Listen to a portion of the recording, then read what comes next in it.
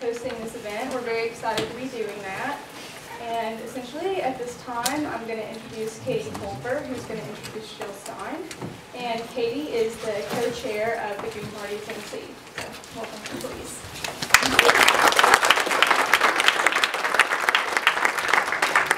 Hi! Oh gosh, we are so glad to be here. We've been on the road all day long. We had our first event at 7 a.m. this morning.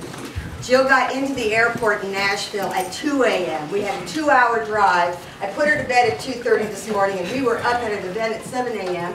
We've been to Tennessee Tech, and now we're here. This is our third stop today, and so we're a little frazzled. Please excuse our tardiness. I'm so glad to see a nice big group here. That's really great. Thank you for coming. I am Katie Culver of the Green Party of Tennessee. I am the co-chair of the Green Party of Tennessee, the co-founder of the state party. I am also the chair of the National Women's Caucus of the Green Party of the United States. You may not have heard of the Green Party before, but we've been around. And this is the very first year in 2012 that we are going to be on the ballot as the Green Party. So this is a really big year for us.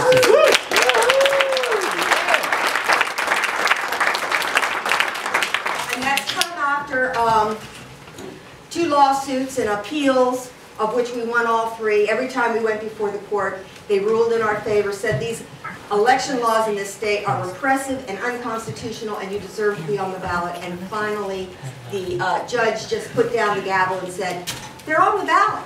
You know, stop messing around with them. So here we are, and this particular election cycle has been pretty exciting because we had 12 candidates step up to run because we had a ballot line. So sometimes people will say, well, gee, you know, Jill, you get elected and you get into the office, and what can a president do when there's nobody else in there that's agreeing, that supports you? But I guarantee you when this movement grows and Jill gets in the office, she's going to be taking with her candidates all across the country. Because if we get that kind of momentum to get Jill in office, it's going to happen at the local level, at the national level, all across the country. And she will not be alone. She will be in there to do things with backup. So keep that in mind. And just 2 things that I'd really like to share with you before I introduce Jill. One of them is that we really need to start having this discussion from a place of heart. We have to stop this nagging and complaining and finger pointing and everybody else has got it wrong. You know, it really doesn't matter how we got here. Some of it matters how we got here, and we need to deal with some of that problem when we're sitting at the table together. But we don't need to just dwell on that. We need to be looking at those solutions, those things that are going to take us forward. And that's what really the Green Party wants to do. We want to talk about the solutions. I'm a permaculture designer. The credo of my career is care for Earth, care for the people, share the abundance. So the reality is that we do need to do things differently, and we do need to take care of this planet, and we don't need to waste the resources the way we're wasting things now. But also the reality is that there is an incredible abundance out there, and we don't need austerity, and we don't need to hide away and say we have to sacrifice. We can have a wonderful, beautiful, loving, giving, healthy planet and healthy life and still turn this election, political system around. And that's what it's going to do. Because when we think about how social change happens, how do we get progress the way we want it?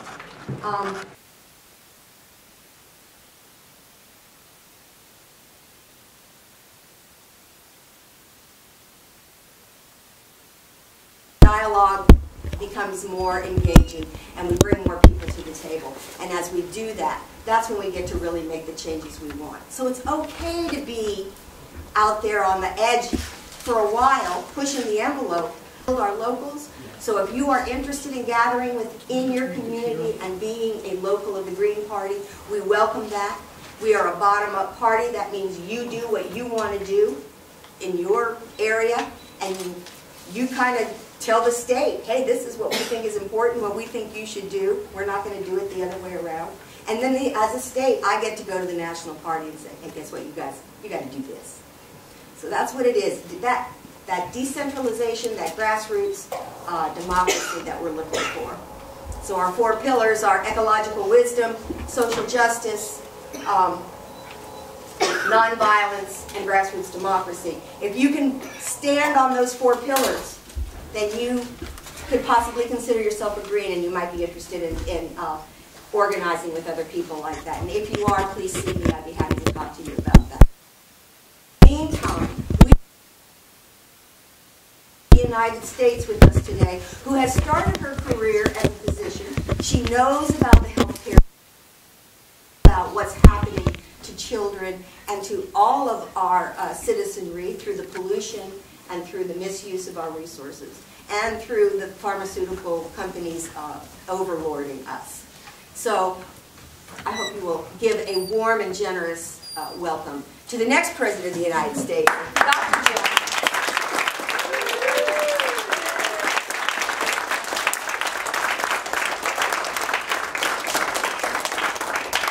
Thank you all so much. It's really an honor and a privilege to be here. We're really prioritizing colleges and university campuses and community colleges in our race. Students and young people are at the top of our agenda, unlike the Obama and Romney campaigns where young people seem to be not on the agenda at all.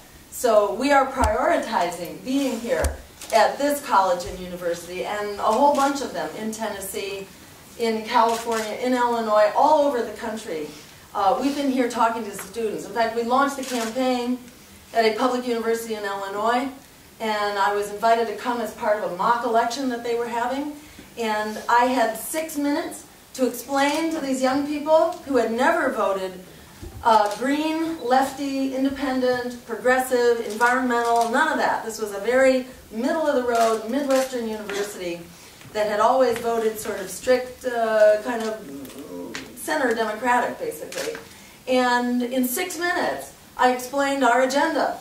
Number 1, we're calling for a Green New Deal now, for creating jobs right now, not at some indefinite time in the future, not by giving more tax breaks to the so-called job creators to move jobs overseas through these free trade agreements and the tax breaks and a whole bunch of things that they're doing to shift our jobs overseas and undermine wages here at home. Instead, we're calling for jobs now for everyone, for ending unemployment, creating 25 million jobs, and at the same time putting an end to climate change by creating that green economy that we need right now. We're calling for health care as a human right through Medicare for all, which covers everyone. Yeah, you can cut me that. Covers everyone comprehensively, doesn't leave out your teeth or your eyes or your mental health or your reproductive health care, all those things that are forever being left out, and they make you bankrupt besides. Instead, this covers everybody, puts you back in charge of your health care decisions, and a well-kept secret. Medicare for all saves us trillions of dollars over the coming decade.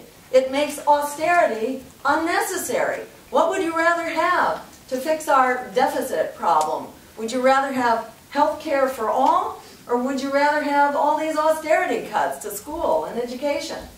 Which would it be? Health care. Sure, yes. And we're calling for ending student debt. Let's bail out the students and not the banks.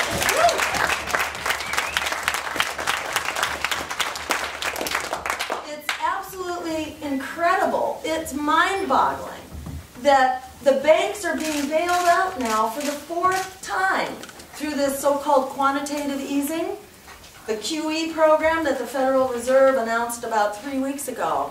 They're undertaking another bank bailout after they've already bailed them out to the tune of $4.5 trillion, plus another $16 trillion in zero-interest loans. I can think of a few other people who deserve zero-interest loans besides these banks that basically pushed us over the edge through their waste, fraud, and abuse. So we're saying instead of spending $40 billion a month, which is what they're spending now on this latest so-called quantitative easing, instead of $40 billion a month to allow the banks to basically make out like bandits again and continue to deny Americans the loans that we need, the credit for homeowners, for businesses, and so on. The banks are still denying that credit. They are still too big to fail, too big to jail. We keep bailing them out, but we're not getting anything out of it. They're getting richer. We're getting poorer. We're saying, let's just shift that $40 billion a month from the banks to the students, and we can put an end to student debt. Yeah. Student debt will be over and done with in about 2 years at this rate if we were spending that $40 billion a month for something that really had value. Because to end debt for students is to basically unleash an economic recovery, to allow young people to actually do what your imagination, what your genius, what your drive tells you to do, to enable you to take risks, to start businesses, to take jobs that have real meaning for you instead of taking the secure job that will enable you to be a slave to your debt. Instead, we can unleash the power of a generation to reboot the economy by ending this state of indentured servitude that young people are in for having to carry these outrageous debts, specially designed for students, to have no consumer protections. These are unique debt arrangements in lacking all of those consumer protections. You can't declare bankruptcy to escape from that debt. You cannot, you don't age out of it. It will follow you. It will garner your wages. It will garner your Social Security, and so on. These are absolutely draconian, evil kinds of debt tools designed especially for students. I mean, in effect, students have become the latest cash cow of a predatory economy in a predatory political system. So we're saying we got to end that debt, and while we're at it, it's time to make public higher education free, as it should be.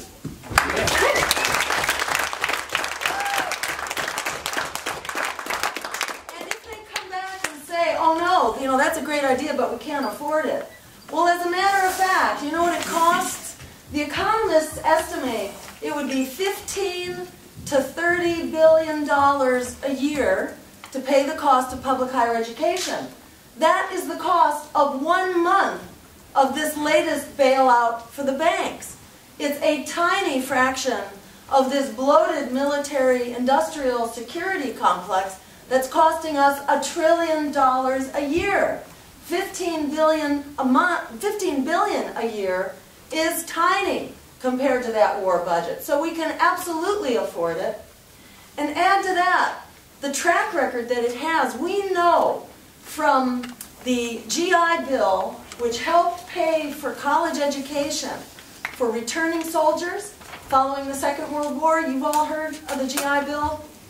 Well, Congress was following the numbers very carefully. And what it found was that for every dollar we invested in higher education, we got back not $1, not $2, not $3, but $7 in public benefits, including more than enough money to actually pay the cash cost of that higher education. So it more than pays for itself. There's absolutely no reason not to do it. So that is a critical priority, and it is something that's absolutely within our reach.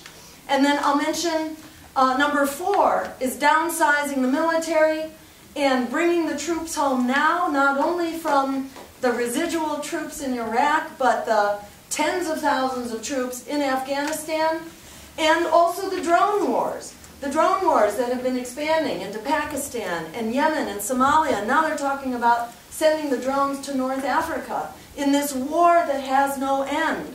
A war declared under George Bush, but absolutely expanded under Barack Obama. On day 3 of his administration, he decided to start bombing the heck out of Pakistan.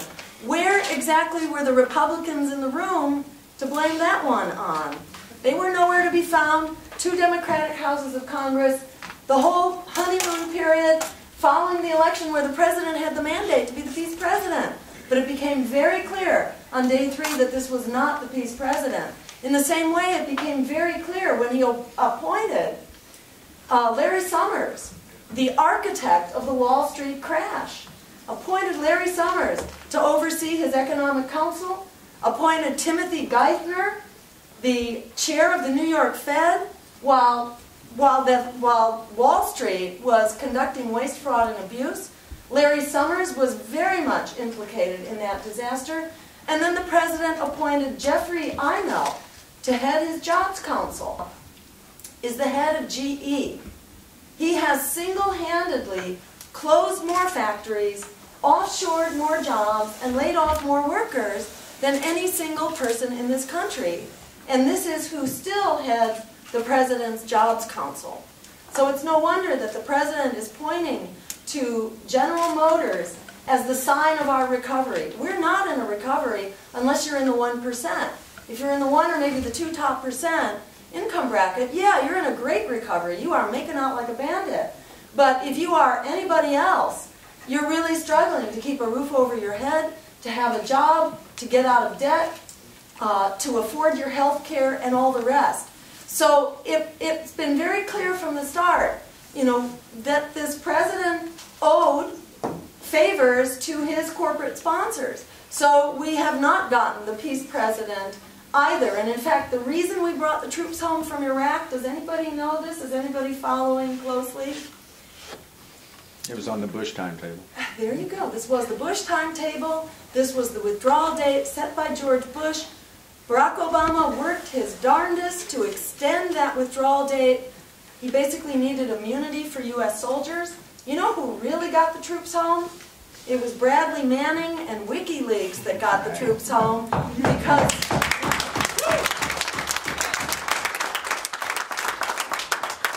because they revealed the war crimes that were going on, the horrendous violations of human rights that were part and parcel of our war policy. It was for that reason that the government of Iraq refused to extend that immunity for U.S. soldiers. They wanted them out. That's why the troops came home. So on all those fronts, you know, this administration has not delivered the goods, but we can. The American public wants to downsize the military and bring home not only the troops from the war zones, but also from these bases, in over 1,000 bases in over 140 countries around the world where we don't need to be. We need a foreign policy based on human rights and international law and diplomacy, not on wars for oil and brute military force.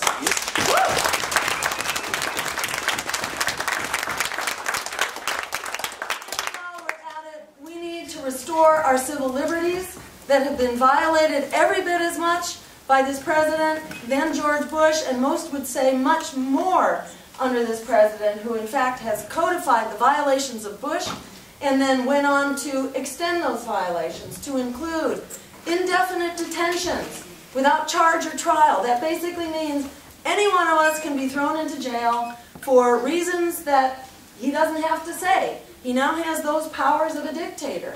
Signed that bill on New Year's Eve of 2011 into 12. On New Year's Eve, showing you how much the president wanted people to know about this and scrutinize it, that it was done basically under cover of the New Year's Eve celebration.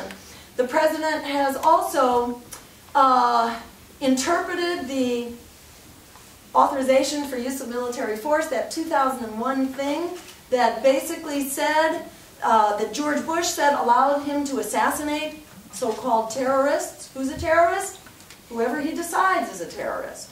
Same thing for Obama, and in fact Obama has now expanded it to include U.S. citizens as well. So we're all in the target here. And I should mention climate while I'm ranting here, because you heard about that storm last week, this week in fact, seems like last week, time is flying here.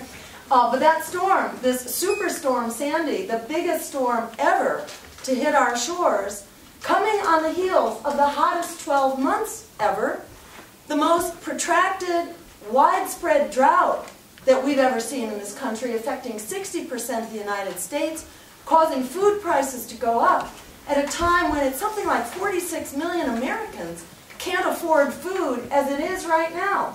46 million Americans are already getting food assistance. And yet the price of food is going up even more with this climate crisis.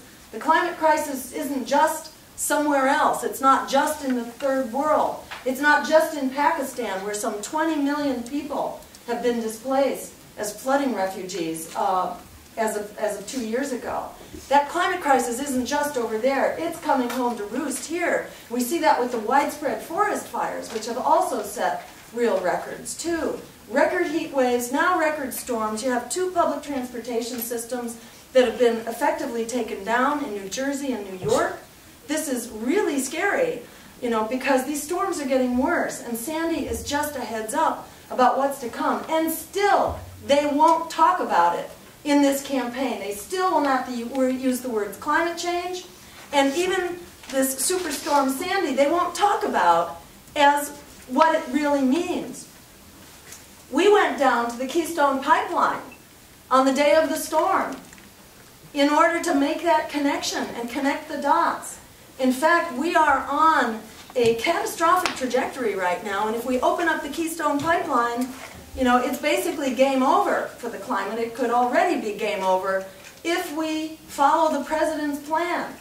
And sure, Romney's plan may be even worse, but it's still basically the same plan, and we're not going to make it out of here alive with the president's plan.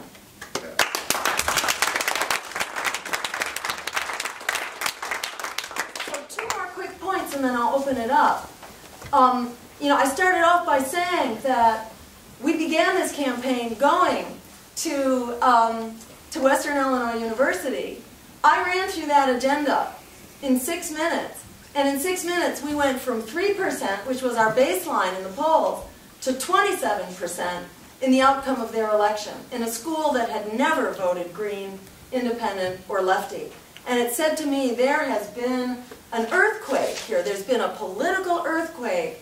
And that earthquake is actually all about a younger generation that has come of age during the time of this predatory economy and this predatory politics, including the Democratic and the Republican Party, that's using young people as a cash cow to squeeze every last little bit of profit out of you that they can, leaving you without affordable education, without jobs, and inheriting the climate crisis full on your shoulders. And that's not okay. And I think that's why we're seeing this incredible shift. Now here's the really exciting news.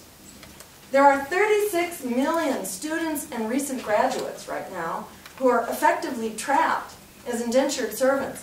What if word got out to 36 million students that we could put an end to student debt on November 6th and make public higher education free, downsize the military, bring the troops home, and create health care for everyone as a human right?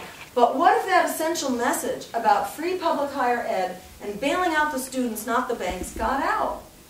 You know, it could, 36 million is enough to win the election in a 3-way race. And remember in Tahrir Square, you know how long it took them? It took them 2 weeks, basically, to topple a military regime. By young people deciding to stand up and say they weren't going to take it anymore. And they weren't going to just be good little boys and girls and take the marching orders from the political establishment about how we should not stand up. We don't dare to stand up. And why? They say, oh, terrible things will happen if you stand up. Terrible for them, because we could actually drive this system forward. But, you know, they want to scare you into thinking that you'll get something worse if you dare to stand up. It's the whole lesser evil thing. That lesser evil argument that you don't want to stand up and vote for an independent candidate for a third party because then the Republicans might get in. But it's really important to see where that thinking has gotten us. So we have a track record now, because ever since Bush, Nader, Gore 10 years ago, they've been beating that drum. 10 years, really 12 years ago, they've been beating that drum that you don't dare stand up for yourself. So where has this politics of fear gotten us? It's brought us everything we were afraid of. Because if you want to move things forward, it takes the politics of courage. It takes the courage of those students in Quebec who said no to tuition hikes. And they actually stopped the tuition hikes. They got the rollback of their tuition because they stood up and demanded it. It's the courage of the Occupy movement that dared to stand up and say, we've got to break up these big banks. We need community banks. And we need to bail out the students because the Occupy movement is pushing that. It's the courage of the Chicago Teachers Union that in the middle of an election, with the president who's been pushing these horrific policies that are privatizing education, demonizing teachers, pretending that education is about high-stakes testing when it's anything but, that is the worst possible way to actually educate learners, especially challenged learners, which was supposed to be the rationale for high-stakes testing. In fact, we need to end poverty. Poverty is the biggest impediment to public education. That's how we fix our school system. But the teachers union in Chicago showed incredible courage because they stood up to Arne Duncan, Obama's education secretary that came from Chicago. And they stood up to Rahm Emanuel, the mayor of Chicago, who was Obama's right-hand man. And they said, we don't care about your friggin' election. We are going to stand up and demand the education system that we deserve. And they did that, and the community supported them, and they won. That's the courage that's alive and well out there. That's the courage throughout our history that has always driven us forward. Whether you look at the abolition movement, as Katie was saying, you had a movement on the ground, and you had an independent political party called the Liberty Party that was driving the abolition agenda into the political main. Courageous fight in the street. A lot of people went to jail. It was a bloody fight. And in addition, you had a political party, independent of the big corporate parties. That women's party drove the agenda of women's vote into the public mainstream and drove it forward. Same thing, especially in the labor movement. Throughout the early 1900s, you had the incredible bloody fight in the street for the right to organize unions, for the right to collective bargaining, for the right to a 40-hour work week, for Social Security, for the New Deal, for an end to abusive child labor, for safe workplaces. All those things the labor movement fought for in the streets, and it had independent, progressive political parties in the form of the labor parties, the socialists, the progressive, the communists. There were just a whole slew of parties which were really bringing the threat home to the big political parties. That's why they got the concessions and the wins that they did. When the AFL decided to join the Democratic Party in 1936, it was the end of the achievements for labor. And it was the beginning of the unraveling of labor's achievements. And we see that continue to this day. And many people in the labor movement are now starting to wake up and to say that we need independent politics. We need the politics of courage that can reflect that courage in the street, the courage of the social movements, and give it a political voice. Because when you have the two together, a social movement together with an independent political voice, that's when we are unstoppable and we make history together.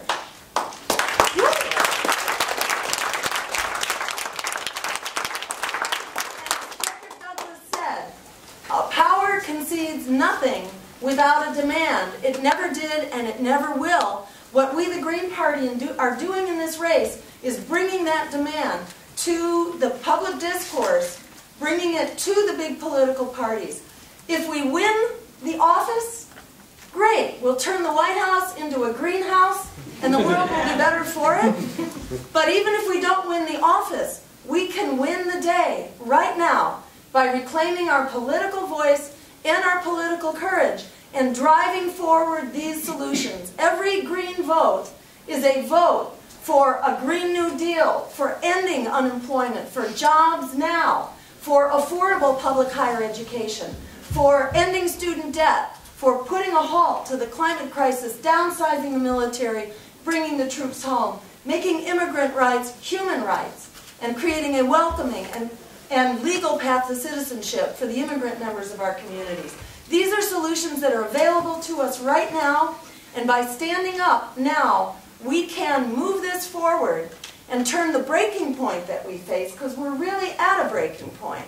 We can turn that into the tipping point and start to take back our democracy and the peaceful, just, green future we deserve. Together we're unstoppable. Thank you for making it so.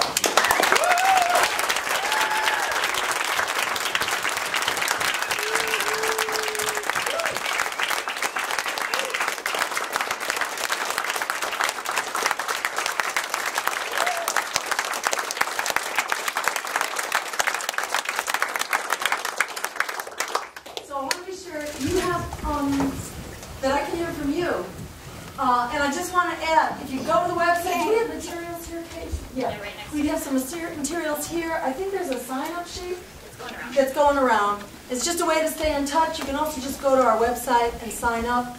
Get on Twitter, it's Jill Stein 2012. Get on Facebook, it's just Jill Stein, because you have the power. Nobody else does.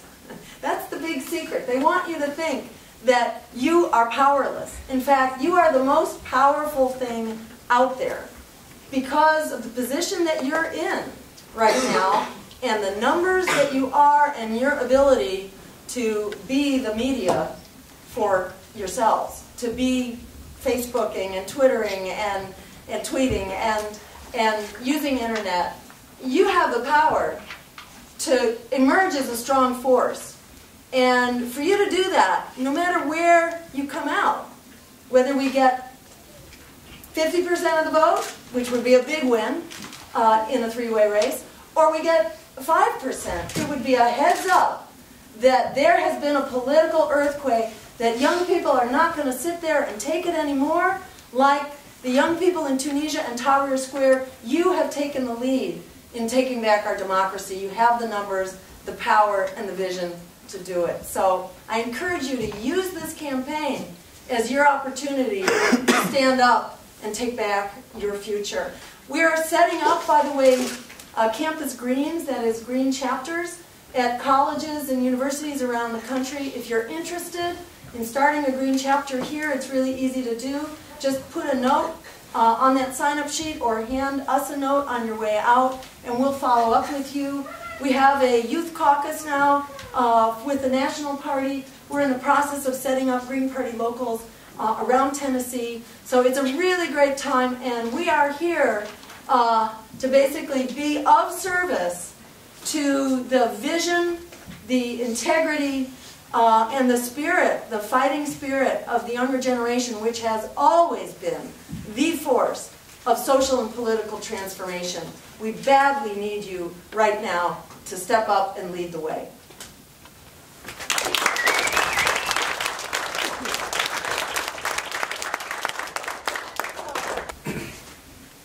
Yeah. First of all, I'd like to thank you for coming. It's thank awesome. You. But Thank you. Dr. Stein, I'm part of I'm an avid member of an online community called Reddit.com, Oh, yeah, which great. you visited about a month ago. Yeah. It was wildly successful. And I just got on here today, and I was asking them, what I should ask you. And the number one reply was to tell you to come back and Oh, cool. do another interview with us sometime, if you ever have a chance. Yeah. Okay, great. That's a wonderful idea. It's Thank you. I know it's I've been looking at a lot of my friends and colleagues and people that I know, and it seems like your name is in a lot of people's ears these days. Yeah. And I feel like maybe for me as a college student who doesn't have a lot of money, what can I do to spread the word and do something for the campaign? Oh, awesome. Thank you. I think any way that you can be on the internet, being on Reddit, making the case, that politics as usual is sending us over the cliff, especially young people, and that the Democrats and Republicans, Obama and Romney, don't have a single exit strategy to offer for the crisis that's falling on young people. And especially looking at the climate crisis, because young people take it seriously. And a lot of people have looked at libertarians and said, well, maybe libertarian is a good choice. But, at the end of the day, the libertarian solution is to say that, well, government is corrupted, so the solution must be no government. But in fact, We need Medicare, we need Social Security, we need FEMA. You know, people need food and water after a storm, and above all, we need to change our climate policy so we're not putting ourselves in the eye of the storm to start with. Libertarians don't have a thing to offer about that. They don't have a way to fix it. They don't have a solution to the climate crisis. They don't have a solution to the Wall Street crisis either. And in fact, my understanding is that the libertarians also don't support internet neutrality, that they would let the internet get hijacked by big corporate forces. So I think there are really strong reasons that are emerging for young people who want to vote independent, who don't want to be a part of the system, to recognize that the libertarians are still part of that system. They're doing some great things, but they're all about corporate power. They want to get government out of the way so that corporations can just move ahead without restrictions. We want to get money out of politics, get people back in. Yeah.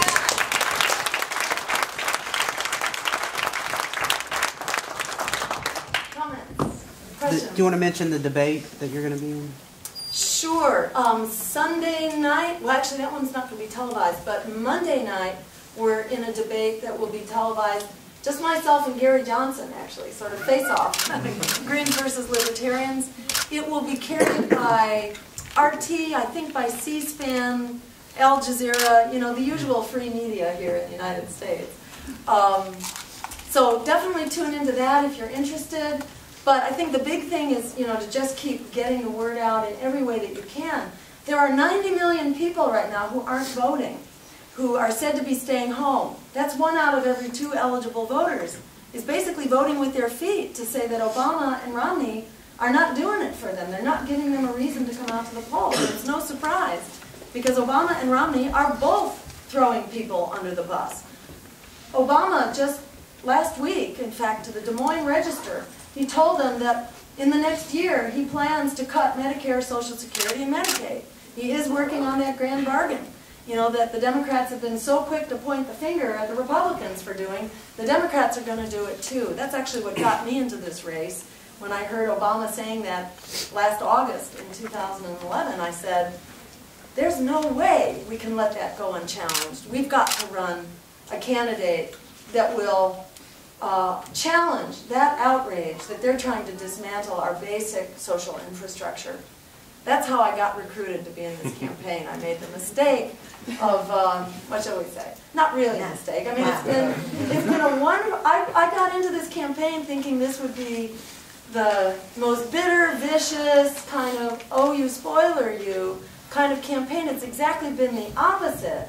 It's been like giving out candy at Christmas, Hanukkah, and Kwanzaa, all combined, because there are so many people out there who are desperate for what we're talking about. So it's actually, it's a really great time to just be spreading the word and telling people, because there are lots of people out there who agree with you, they just don't know that we exist. So everything you can do to get the word out would just be life-saving, job-saving, and planet-saving. So go for it. Other questions, comments? Yeah, back there. I know you're pro-LGBT rights and pro-gay marriage. As a president, what would you do to get gay marriage passed and other rights for LGBT? Great, wonderful question, thank you. And I just want to point out that I ran for governor in 2002 against Mitt Romney. I was the first governor candidate to actually start pushing equal marriage as a basic piece of my platform. Back in 2002, when the other candidates were debating whether or not they would even consider civil unions. So this was in the first state that actually adopted equal marriage. I had the honor of being the first candidate to actually push it. So I've been on record for a long time, as has the Green Party, in promoting not only equal marriage, but also equal economic rights. So the president needs to stand up. Not just say it's his personal opinion. You know, we need a president who's not afraid to actually stand up and do the right thing. And in fact, to promote equal marriage under the 14th Amendment, which is equal protection under the law, to actually challenge states that do not allow equal marriage. There's a lot that, I mean, there's so much that can be done by real national leadership to provide equal rights for the LGBT community. And that means not only equal marriage, the president also refused to sign an executive order assuring equality in the workplace for the LGBT community. And that would be, you know, among the first things that I would do is to just sign that executive order, because for many in that community, the issue is not only marriage, it's also like whether they can even get a job to survive economically. So that's where we need to go.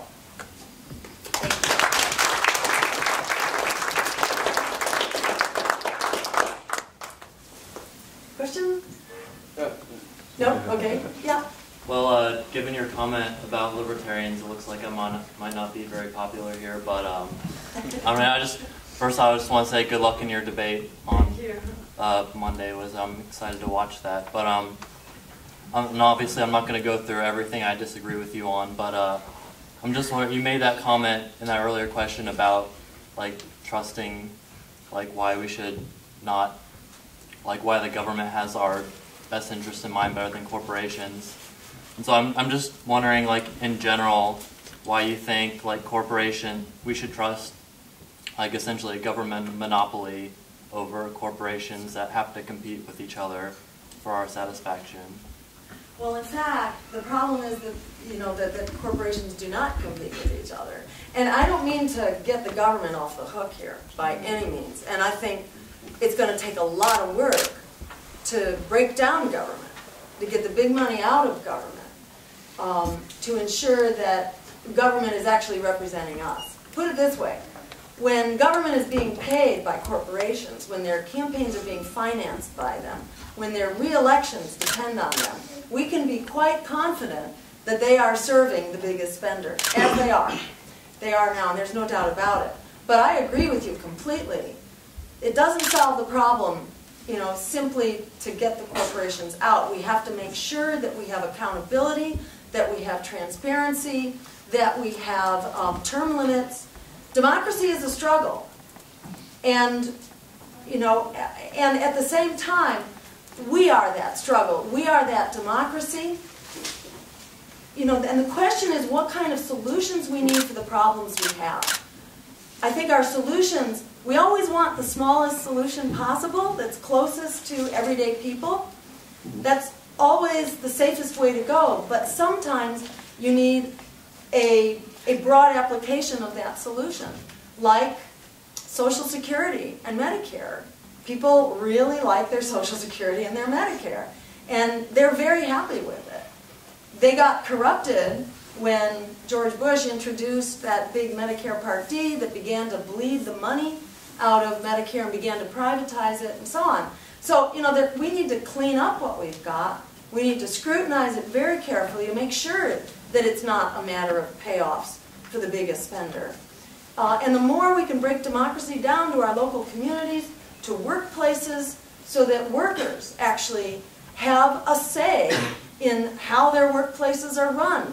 In Germany, corporations have workers on the boards of directors. They're 50% on their boards of directors, which is why workers are paid really well in Germany. So, you know, I see it as no sort of simple across-the-board solutions, but to look at the climate crisis, we got to get going, and we got to get going quickly. And we've got to quickly move off of fossil fuels and create a green energy economy right now if we're going to survive. And that's going to take a lot of work at the national level. It's going to take public transportation systems. It's going to take a healthy food system, a clean energy system. And these things don't create themselves, but we have very good models of how we can move forward in a way that creates jobs and saves the climate at the same time.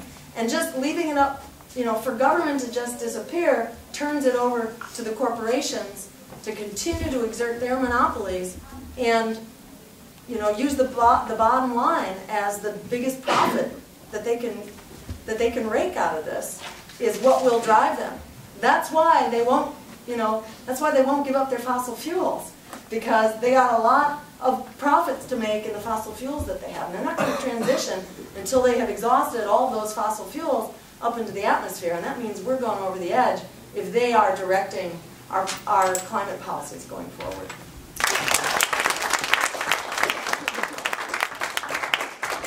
And then we'll go back. Can you repeat one last time what you want to base our foreign policy on? Oh, okay. So the question was, what do we need to base our foreign policy on? On international law, human rights, and diplomacy, not wars for oil and brute military force. This is unfortunately what our foreign policy has become, and we're getting incredible blowback across the Middle East right now because of that foreign policy. There's been no bigger recruiting device for Taliban and for Al-Qaeda and associated groups than the drone wars that we're now inflicting on countries around the world. So we need human rights and international law to lead the way. Thank you. Jill, this needs to be the last question. Oh, okay. All right. My question is actually related to that. I was wondering, how real do you think the threat of terror is against the United States, and what role, if any, does the military, would a Green Party military play in that? Yes. That's a really good question. And, you know, it's clear that this war on terror has not made us safer. You know, the whole issue about Osama bin Laden and Al-Qaeda, that could have been dealt with strategically. You didn't need a war in Iraq to do that, and you didn't need this ongoing war in Afghanistan to do that. We don't need to be bombing.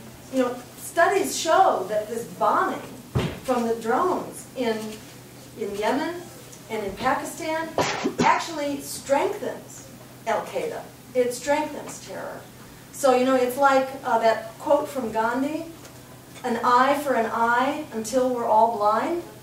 You know, if we're committing terror ourselves from the sky and killing innocent civilians, it's going to create more terror coming back at us. You know, so we need to really create true security through building international law, building diplomacy, building security through a green economy here at home, and, you know, and having strong international alliances and relations based on, again, international law, human rights, promoting health care, promoting education, not bombs and militarization. So that's how we build security. And in the words of Ben Franklin, if we sacrifice liberty for security, as Obama and George Bush before him did, and are still doing, we will wind up losing both. So the solution here is not the police state, and it's not the military foreign policy. It's actually, you know, joining the community of nations and building a future that works for us all, especially working together as allies to stop climate change, which is really the biggest threat to us all. We have enough resources to stop climate change, to stop global poverty. Fixing global poverty is a tiny fraction of our military budget. So we can do that, and we can join with other nations and create true security to make that happen. Thank you.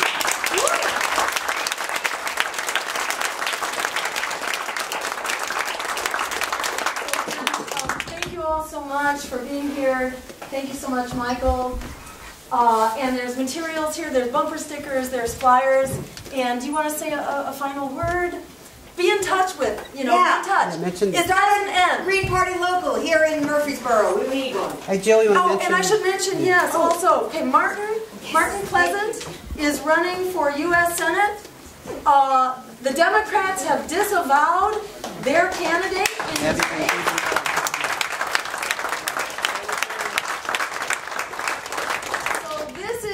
The sole opponent to the Republican in the race. It's effectively a two-way race. This is a fabulous candidate, and Pat Riley is running for Congress. In which district is it? District 6. District 6. And in your race, it's also two-way? I'm in. Is that right? Yep. It's just a two-way race. Basically, I mean, there's a couple of independents, but between me and Diane Black. And I like Ron Paul too, so I support a lot of the independent libertarian policies. Also, if anyone is interested in either, I do have a Campus Greens chapter here. If you're interested in starting one, or if you're interested in joining one of our caucuses, we have a women's caucus, an LGBT caucus, all that kind of stuff, come talk to me. I'm Kate Davidson, and I'm Jill's handler, so I can answer your questions. Kate is the one who keeps us on track and getting where And we have need another to go. candidate here too, Jill, that showed up, Howard Schweitzer. Oh, I'm in District 7, so I don't think you'll be able to vote for me. But a lot of people live in other But parts I'm of the state. over there with running against Marsha Blackburn, another one of the members of the Millionaire Club, and who consistently votes for the empire. And that's what we need to reel in. Absolutely. And turn it into green economies world around, because the whole world wants this.